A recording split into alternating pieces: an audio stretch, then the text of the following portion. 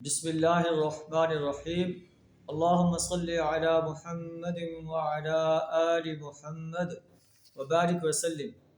کتاب الدیات، دیتوں کے بیان میں امام بخاری رحمۃ اللہ علیہ نبی صلی اللہ علیہ وسلم کے فرامین نقل کرتے ہیں۔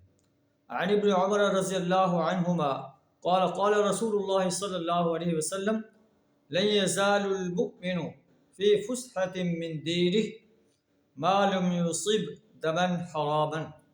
حضرت ابن عمر رضی اللہ تعالیٰ عنہما روایت کرتا ہے کہ نبی صلی اللہ علیہ وسلم نے فرمایا، مومن اپنے دین کی طرف سے ہمیشہ کشادگی میں رہتا ہے جب تک وہ خون ناحق نہیں کرتا، یعنی خون ناحق کرنے سے وہ تنگی میں پڑ جاتا ہے۔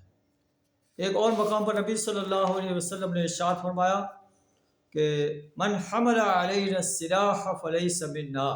حضرت عبداللہ بن عمر روایت کرتے ہیں کہ نبی صلی اللہ علیہ وسلم نے فرمایا، جس نے ہمارے خلاف ہتھیار اٹھائے فلیس منا، وہ ہم میں سے نہیں۔ ایک اور مقام پر نبی صلی اللہ علیہ وسلم نے فرمایا، لا یحل دم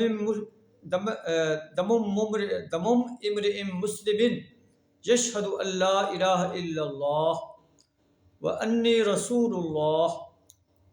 آپ صلی اللہ علیہ وسلم جو مسلمان اس بات کی گواہی دیتا ہوں کہ اس کے علاوہ کوئی سچا معبود نہیں، اللہ کے علاوہ کوئی سچا معبود نہیں، اور محمد صلی اللہ علیہ وسلم اللہ کے رسول ہیں، تو 3 صورتوں کے بغیر اس کا خون کرنا جائز نہیں۔